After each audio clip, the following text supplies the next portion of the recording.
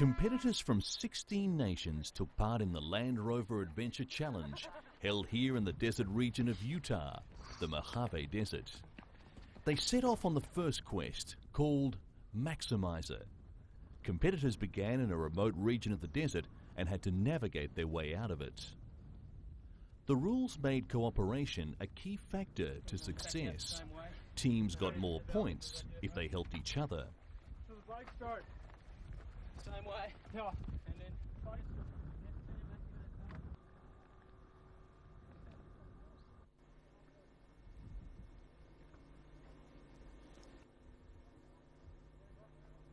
The Germans followed the Belgians in the next stage, a bike run. And the strategy of supporting the favourite for the big prize paid off, as the Germans realised they did not have many chances to win.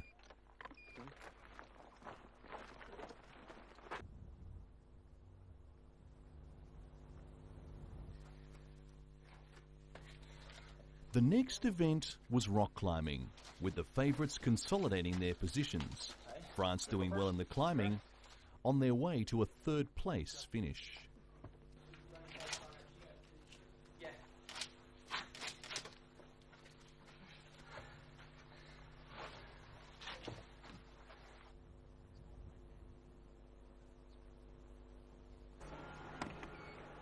Most popular. Competitors were also tested on their driving skills. For the Arabian team, this was the strongest event and took them to second overall. They'd spent quite a bit of time in the valleys of Dubai and the Emirates driving, and then on top of it, it's 4 times the performance points. 5, 4, 3.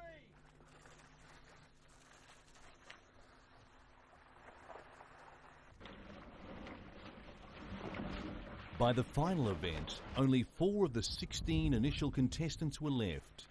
Turkey joined Belgium, France and Arabia, despite problems in the kayaking section.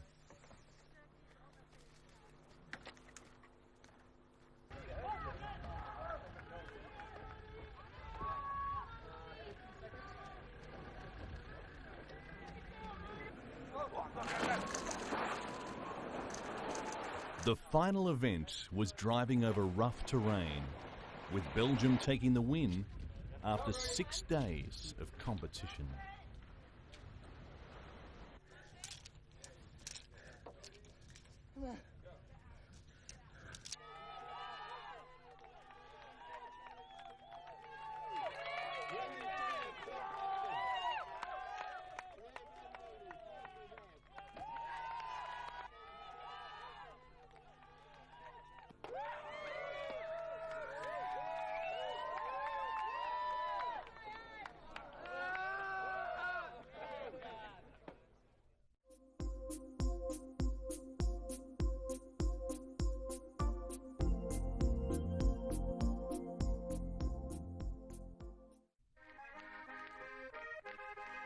More than 2,000 equestrian fans came to watch the traditional horse and sled races in Bavaria's picturesque town of Rotterdam.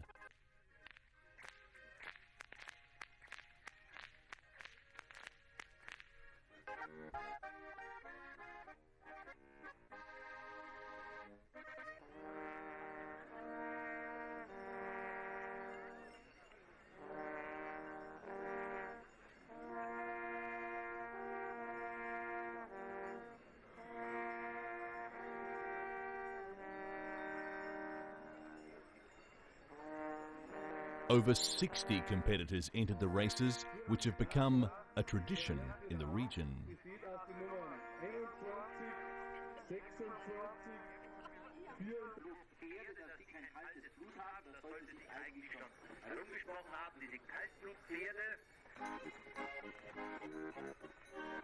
The race has been held on an 800-metre track on a field outside Rotterdam every year since 1966.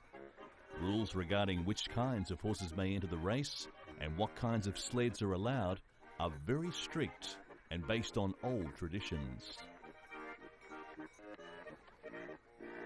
Only Oberland, Haflinger and pony breeds may take part.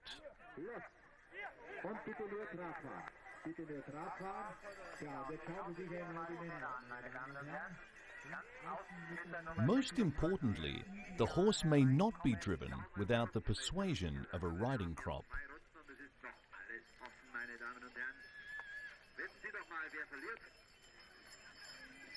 Zögern sehr kahl mal die Schwarzwälder Füchse vorzustellen. Eifrig, fleißig, aber vielleicht nicht ganz vorne dabei. Am Schluss muss er vielleicht die Innenposition beziehen. Historically, Bavaria was a very rural area, and horses played a large role in the economy. Before cars and snowplows were invented, sleds were the most reliable method of transportation in the winter.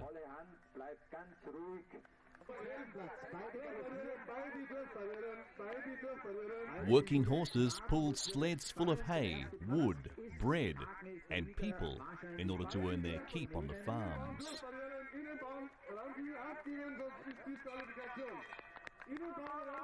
Today, the races represent fun for everyone, and the winners in each class are awarded with an original cowbell and a ribbon of silk.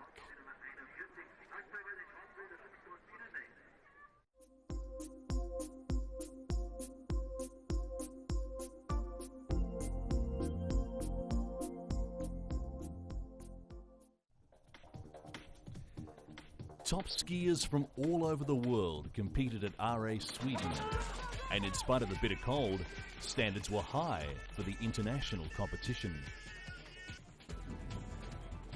Skiers raced down a specifically designed course of bank turns, jumps and rollers, reaching speeds of over 40 miles per hour. There are no judges in this event. The fastest wins.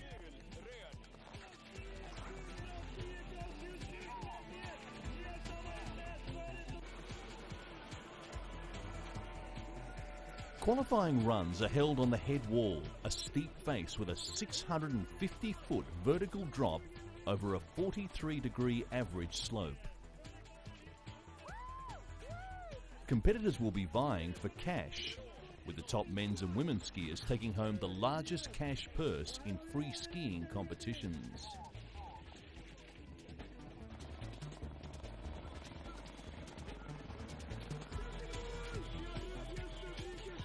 The temperature was down to almost minus 30 degrees Celsius and rose just a little for the finals.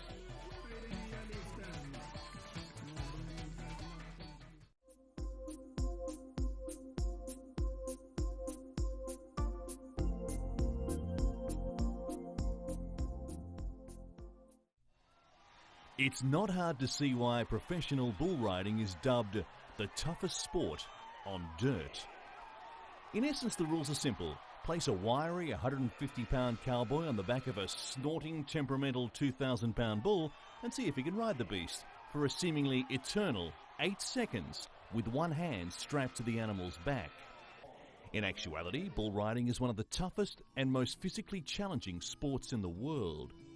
Steeped in American tradition, bull riding's roots emerge from the ranch rodeos of the 1800s, but originate even further back, all the way to the 16th century. The PBR experience is a captivating, dangerous, on the edge of your seat sporting event wrapped in a high-energy entertainment environment. There is considerably more than just bulls and riders, dirt and danger. There is fierce competition, impressive pyrotechnics, and pulsating music. While the bottom line of the sport is for the cowboy to stay on board for the 8-second ride, there is actually a formal scoring system. The total score possible is 100 points. Half of that total is based on the performance of the bull and how difficult he is to ride. Judges look for bulls with speed, power, drop at the front end, kick at the back end, and direction changes. The more of these characteristics a bull displays during a ride, the higher the mark is for the bull. The other half of the ride is determined by the rider's ability to match the moves of the bull beneath him. Judges look for constant control and good body position throughout the ride. The rider must stay aboard the bull for 8 seconds, ride with only one hand, and is disqualified if he touches himself or the bull during the ride. The Spanish conquistadors and Spanish-Mexican settlers played a key role in the origin of these events, with the introduction and proliferation of horses and cattle in the southwest.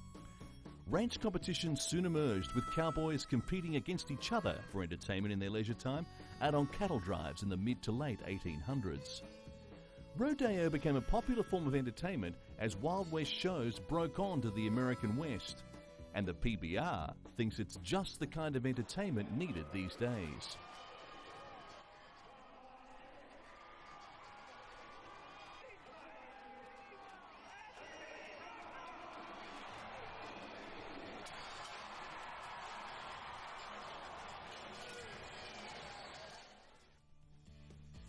Professional bull riding has taken an intrinsically American sport and given it a decidedly contemporary spin.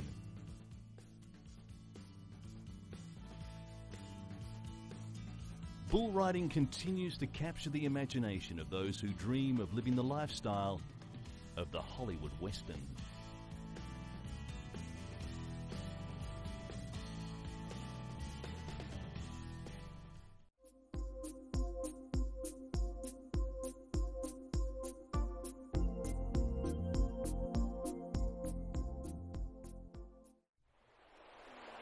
Just a few months old and already bathing in the fresh Kazakh mountain streams, this child is one of the youngest practitioners of the followers of Ivanov. They believe that people were created to enjoy good health and push their bodies to what many would consider extremes.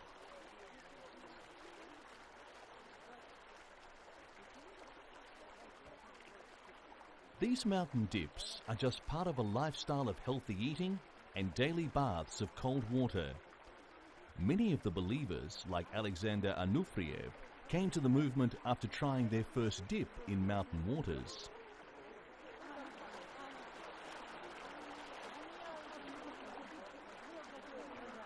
Anufriev says the cold waters have helped him regain his health.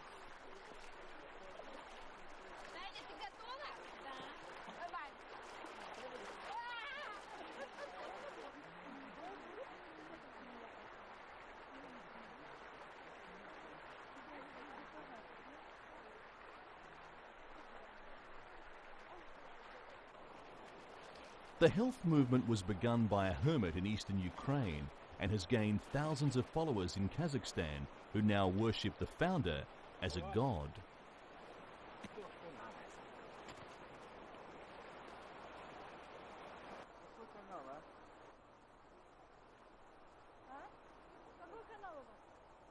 They sing hymns to Ivanov before joining one another for lunch and tea, a mix of races and nationalities joined by their faith.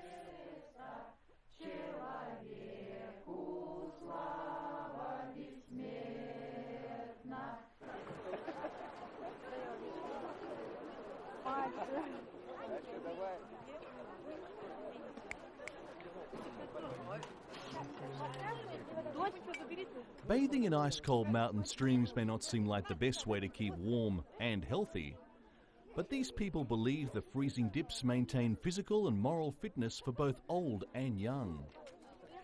And nearly all of them have a testimonial.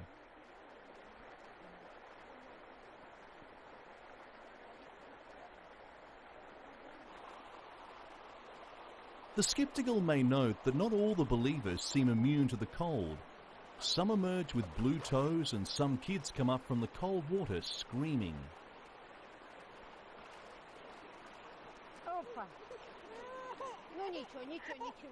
But their numbers continue to grow from a few hundred to several thousand, and the long cold winters in the Central Asian mountains have not let up either. So the bathing season remains open.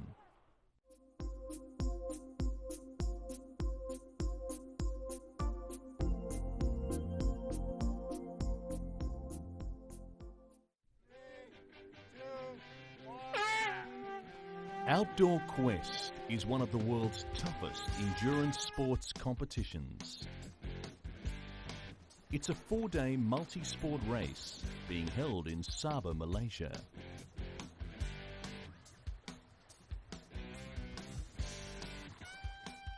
A total of 25 teams compete on the 291-kilometre course, which includes a series of relays of mountain biking, kayak racing, trail running, whitewater paddling, swimming and power skating.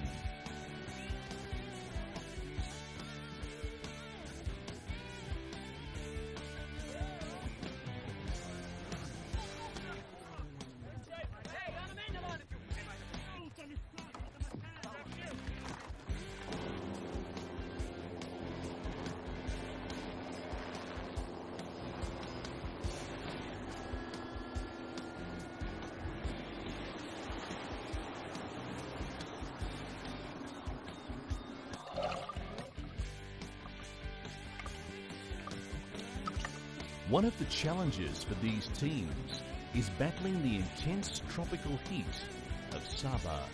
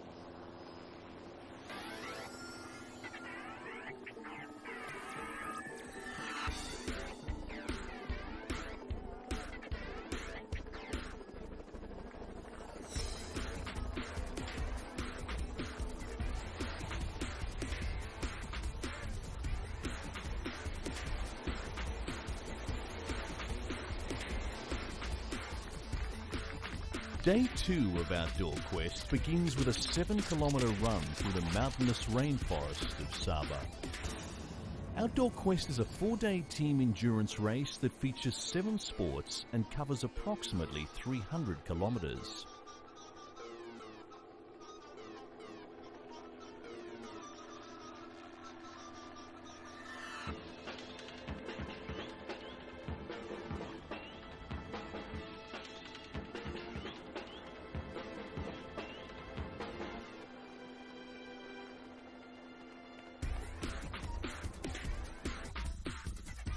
Each team is required to include either members of both sexes or an athlete over the age of 50.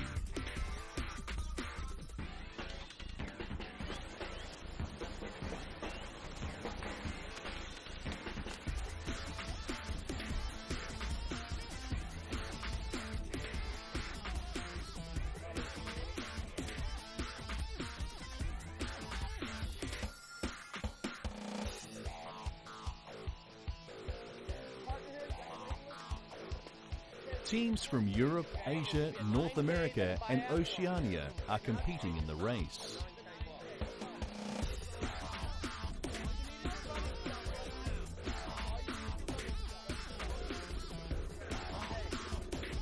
New Zealand again proved to be a formidable endurance team.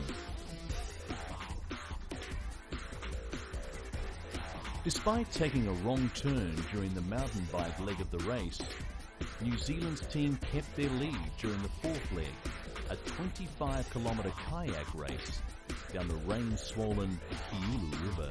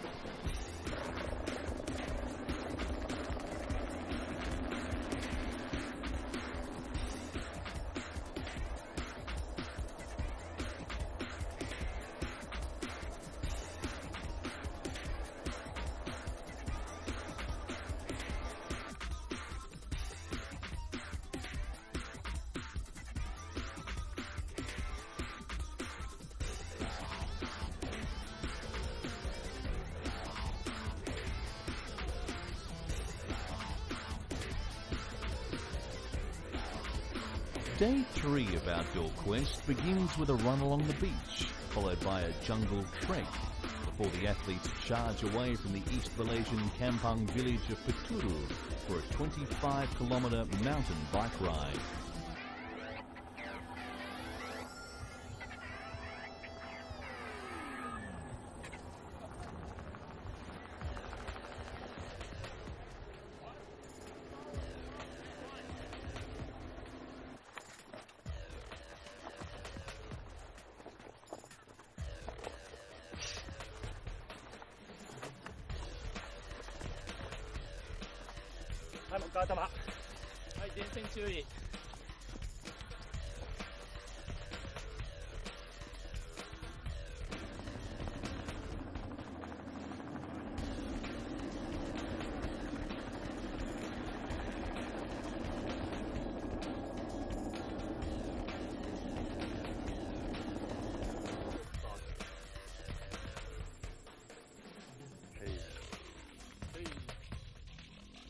A member of Team Switzerland broke his collarbone during a mountain bike crash.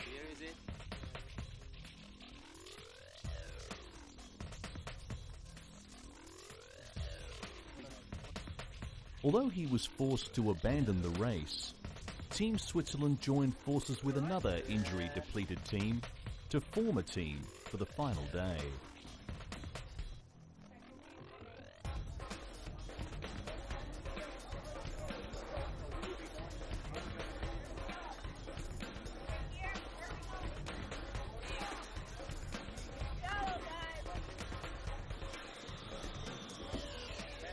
Teams that were praised for their performance of the 7-kilometre run struggled with the paddling disciplines and the tactics of racing as a team.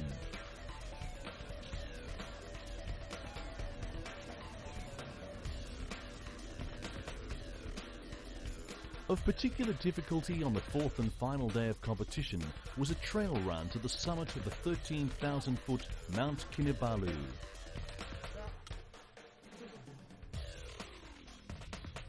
Thrusting itself above the Bornean jungles and the puffy white clouds at its base, the mountain loomed as the last great obstacle to victory.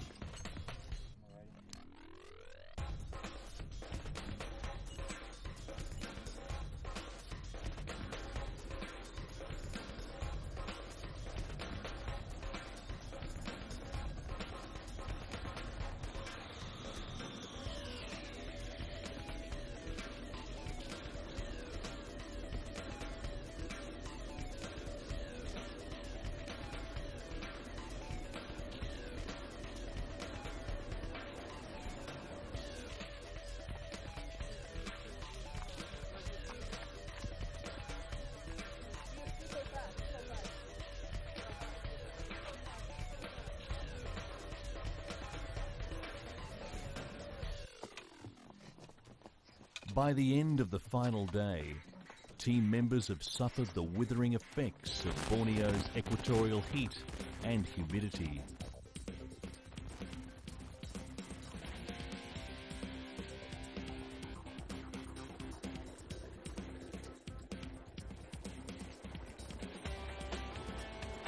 This multi-sport endurance race, with its emphasis on teamwork in a series of adventure disciplines such as hiking, mountain biking, trail running and kayaking, has severely tested the strength of competing athletes.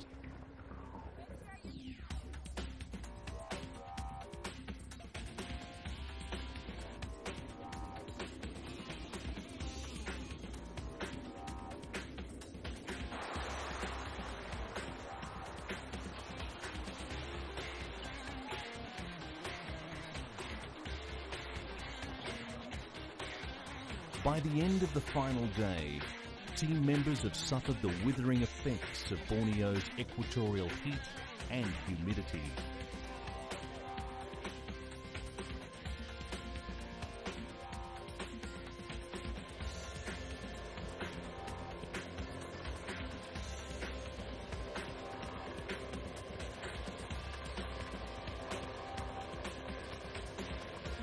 In 6 hours of racing, they had climbed to a frigid mountain peak then descended again into a tropical sauna.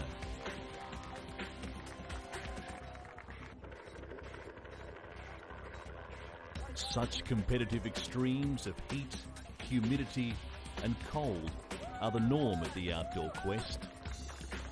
A race widely recognised as one of the top multi-sport competitions in the world.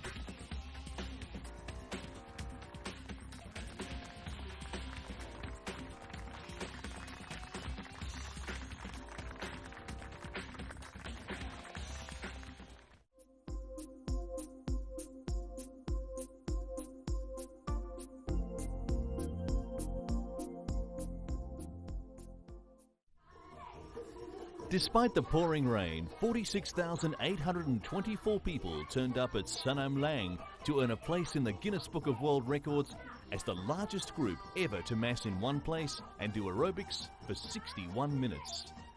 The event was kicked off by Prime Minister Thaksin Shinawatra and was aimed at promoting healthy living.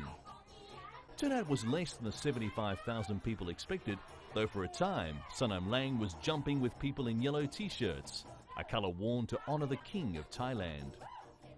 The park was divided into 9 areas in which both university students and residents crowded in to take part in the 61-minute workout. They were ticketed on entering the grounds and required to follow a set routine demonstrated on stage by professional aerobics instructors from the Aerobics State Association. More than 200 participants passed out in the afternoon heat, and 3 were admitted to hospital with stomach pains. Tuskin, huffing and puffing after 20 minutes of dancing, announced that the world record had been broken to the cheers of the crowd.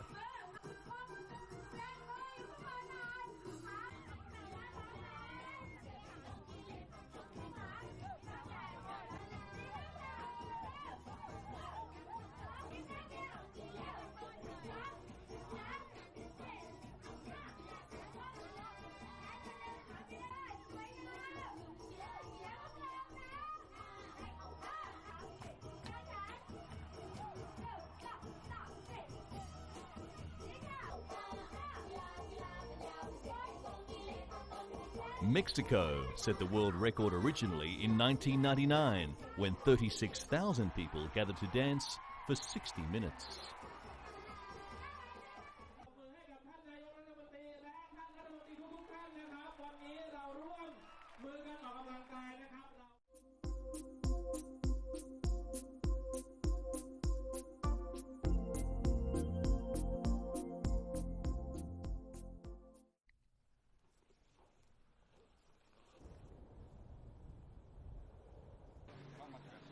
Double Formula One champion Mika Häkkinen of Finland competes in the Arctic Lapland Rally held in Rovaniemi, Finland.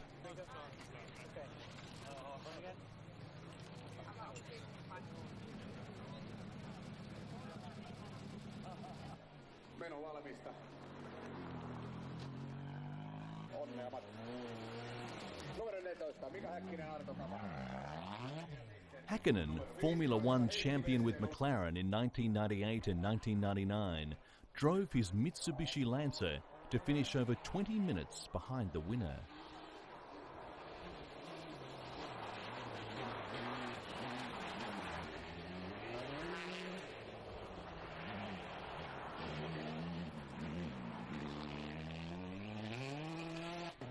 The rally, held on the Arctic Circle around the town of Rovaniemi, consisted of 15 special stages, covering a distance of over 250 kilometres in the frozen conditions.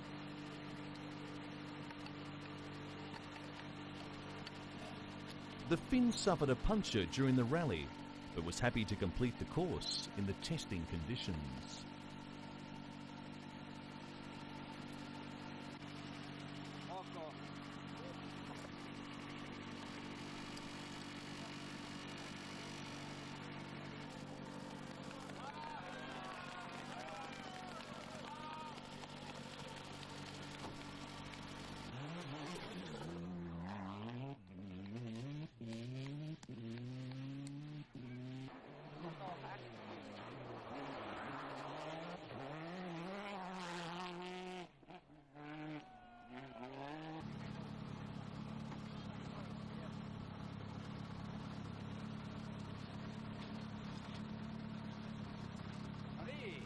Häkkinen was watched by his wife Erja and their young son Hugo.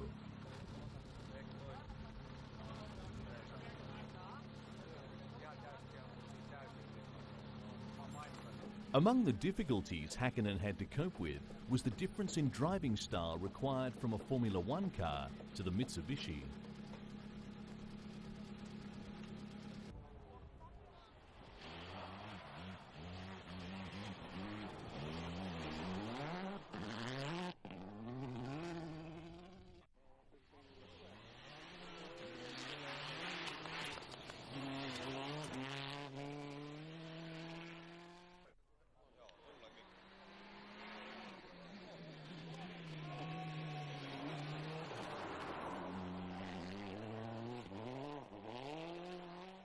Häkkinen, who has retired from Formula One racing, is not planning to come out of retirement to drive in rallies on a regular basis.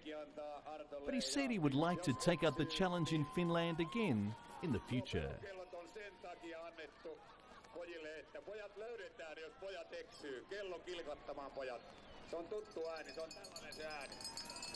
Tällainen ääni kun kuuluu jostakin metsästä, niin siellä on Arto ja Mika menossa jonnekin päin.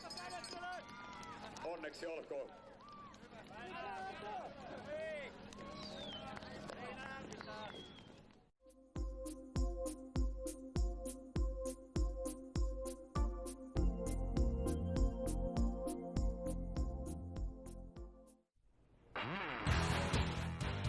Keela Kennelly of Hawaii defeated Heather Clark of South Africa in the final of the Roxy Pro Women's Surfing off Tuvarua and Namotu Islands in Fiji. Kennelly, 24, lived up to her reputation as a fearless competitor as she eliminated Samantha Cornish of Australia before beating Caroline Saran in the quarterfinals and Sofia Milanovic of Peru in the semis.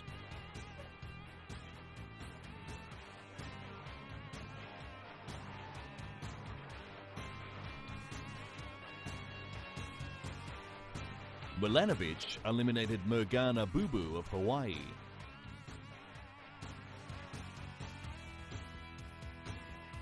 The Peruvian climbed to 4th place in the world rankings after finishing equal 3rd with Chelsea Jorgensen of Australia.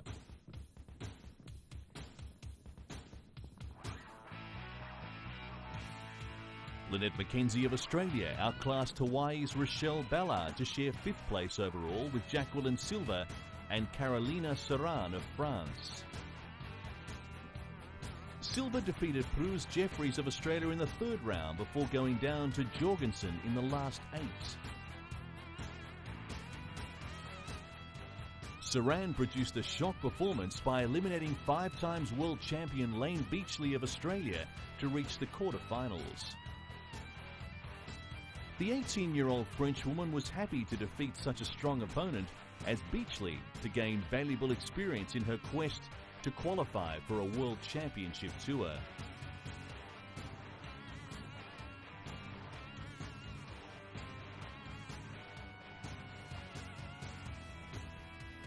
As for Beachley, to go out to Saran in the last 16 was all she deserved in a day when all the elements were definitely against the world champion from Australia.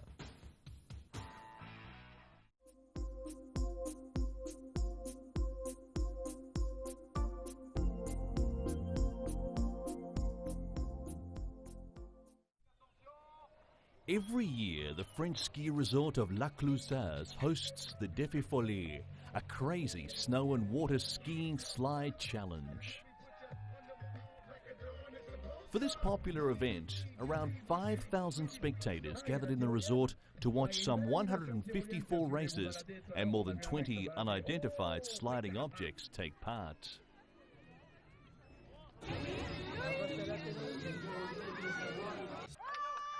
The challenge involves gathering maximum speed down a bumpy snow-covered slope in an attempt to get as far across the unfrozen Confins Lake as possible on anything that doesn't float. Skis, monoskis, snowboards, bodyboards or other identified sliding objects are built just for the occasion. Some racers were lucky enough to traverse the lake smoothly, while others took spectacular tumbles into the 8-degree water.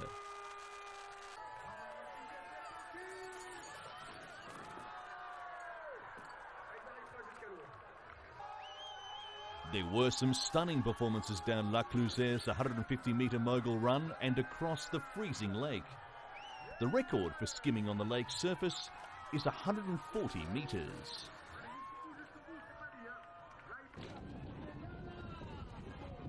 But the show really started when the USO's unidentified sliding objects got onto the slope. All manner of objects, a Batmobile, an electric guitar, a giant ski boot, took their chances at this unique and mad adventure.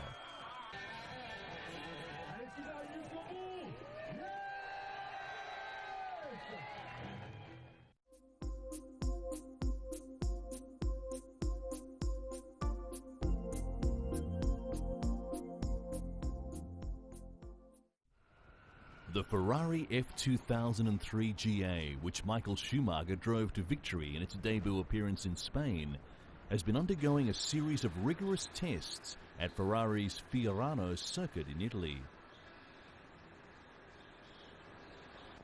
Schumacher and his Brazilian teammate Rubens Barrichello had dominated the 2002 season. The Ferrari team had chosen to use the 2002 car for the start of the season, as the F2003 GA had not completed its development program. But until Schumacher won the San Marino Grand Prix, it looked as though Ferrari's dominance was under severe pressure.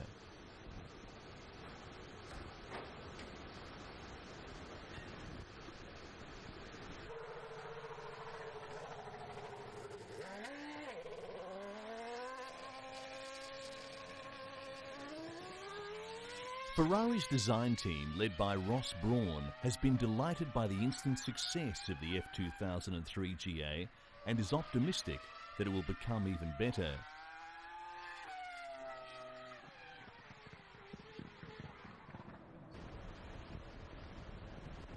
Another aspect which has seen the car shine has been qualifying, with Schumacher and Barrichello gaining respectable placings on the grid.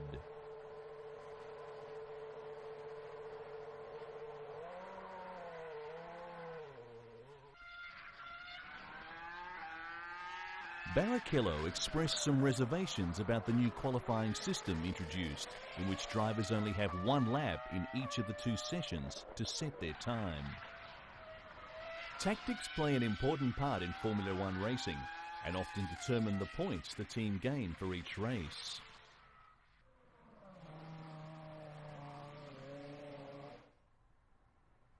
The new rules are designed to reduce the performance edge that teams such as Ferrari have over their less well-funded competition.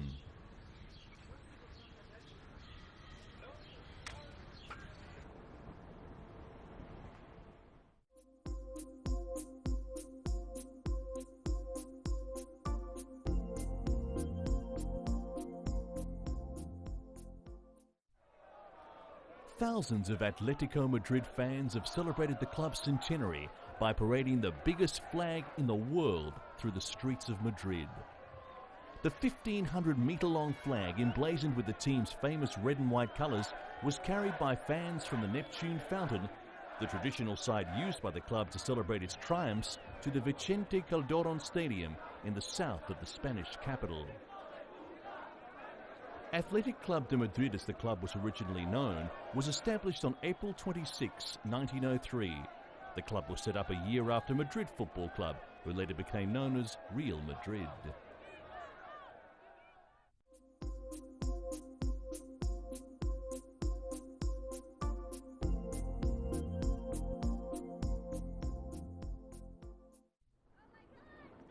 This is the Tommy Hilfiger Freedom America, the 50-foot yacht that made sailing history when it finished all 5 legs of the Around Alone international race. Its skipper, Brad Van Leeuw, became the first American ever to complete the entire race. The solo skipper spent 148 days, 17 hours, 54 minutes and 42 seconds at sea. He endured harsh living and weather conditions, sleep deprivation, In fact, averaged about 4 hours and 15 minutes of sleep in a 24-hour period.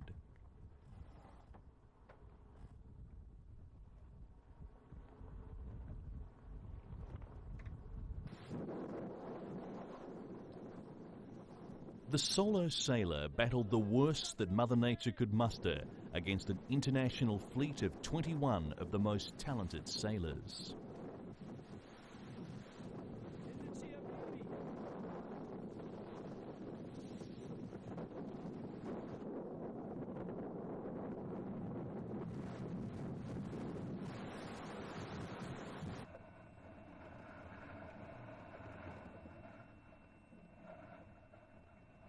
The solo sailor had to endure endless hours of solitude. Oh my God, I have party favors for 8 people.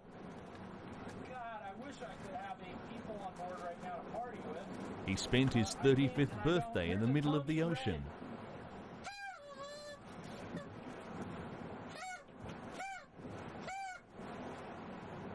Lacked running water and had to eat dehydrated food.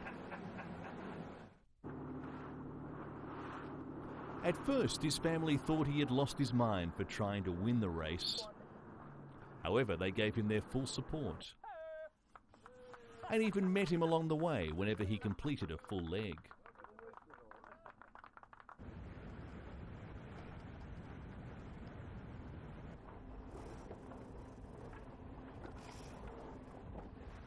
As for Van Loo's next adventure, he just wants to write a book and enjoy the company of his wife and baby daughter.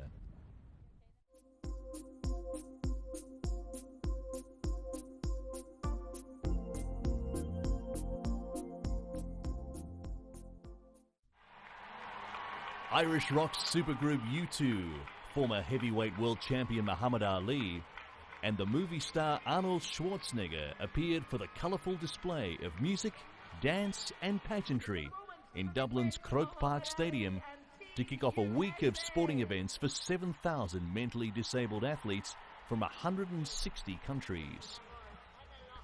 They were joining a host of leading sportsmen, politicians and dignitaries toasting the start of the Games in Dublin.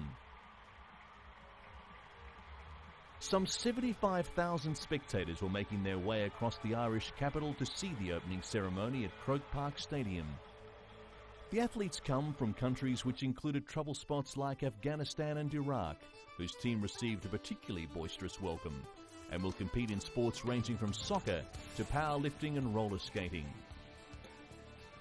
The 11th edition of the 35-year-old Games is being held for the first time outside the United States in an attempt to broaden the appeal of the event, which intends to change the way people suffering from mental disabilities are viewed around the world. It is wonderful to be here at the greatest opening ceremony of the Special Olympics history.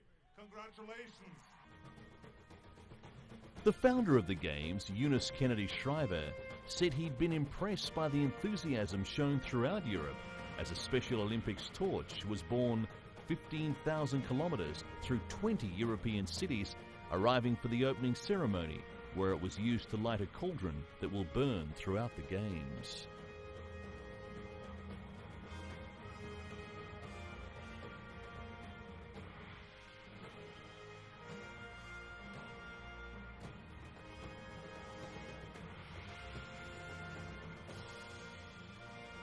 At least 30,000 Irish volunteered for the Games to help with everything, from hosting the athletes to serving as ushers for the opening ceremony at the open-air stadium.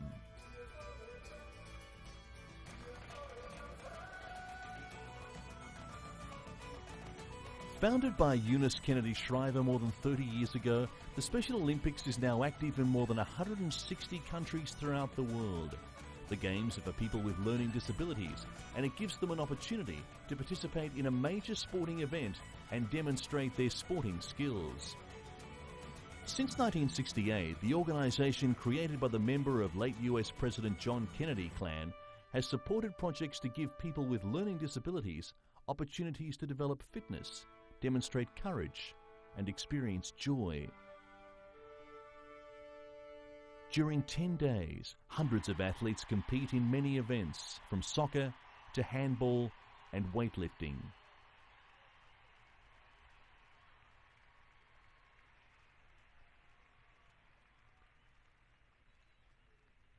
Afghanistan were late entries into the Games after Senegal pulled out due to financial and bureaucratic problems.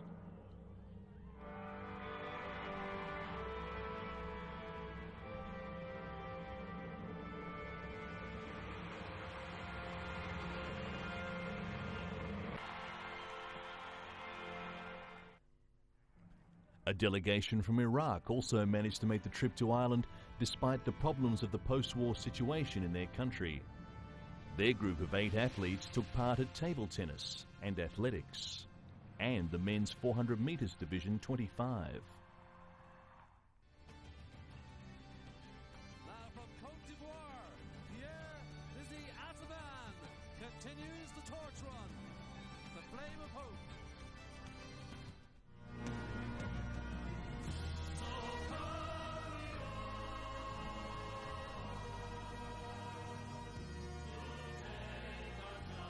For many of the athletes, it was their first time outside their own countries and away from their families.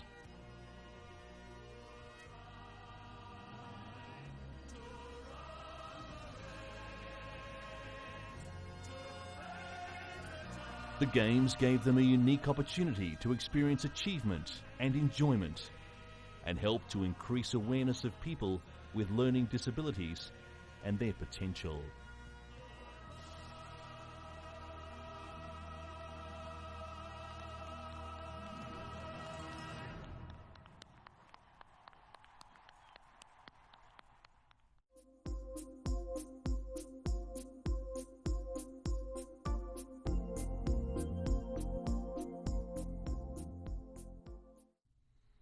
The Cricket World Cup has brought back cheers to the flagging cricket bat manufacturing industry in India's northern Jammu and Kashmir states.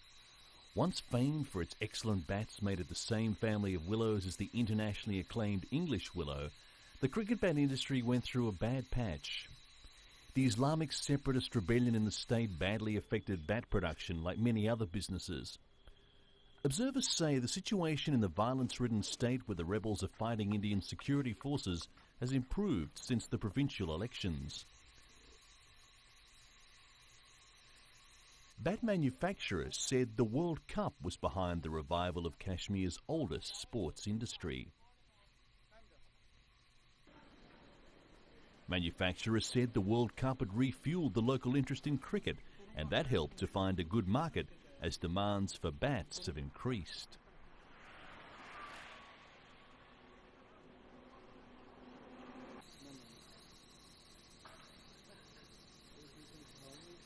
Manufacturers said they were happy with the government's stay order on Kashmir cricket manufacturers, barring them from selling raw materials to bat producers in other states. The decision, they felt, would promote the industry in Jammu and Kashmir. One of India's first sports good factories was set up in Jammu, winter capital of Jammu and Kashmir, way back in 1938 by the then King of Kashmir, Maharaja Hari Singh. The Maharaja was very fond of cricket. After India's independence in 1947, it became one of the very first industries run by a government in the region, and the cricket bats were exported to England and Australia.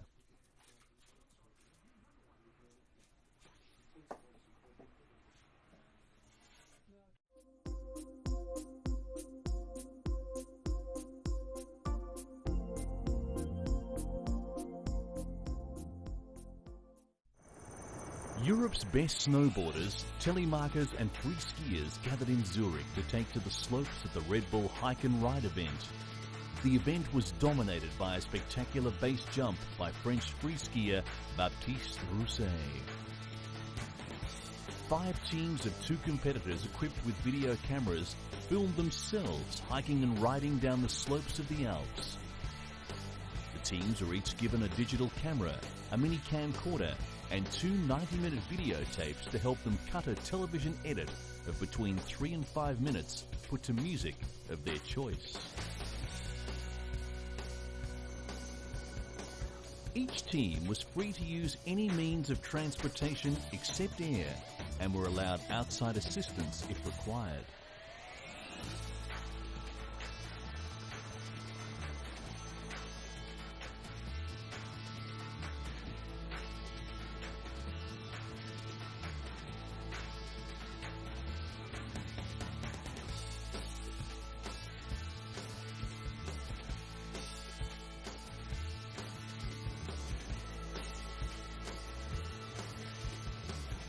Undoubtedly, the highlight of the day was Baptiste Rousset's base jump.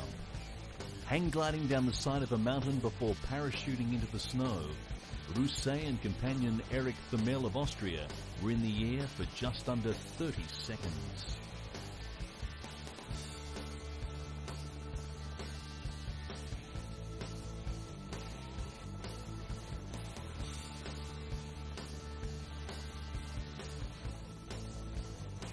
The Red Bull Hike and Ride event takes place in the autumn and is open to both professionals and amateurs.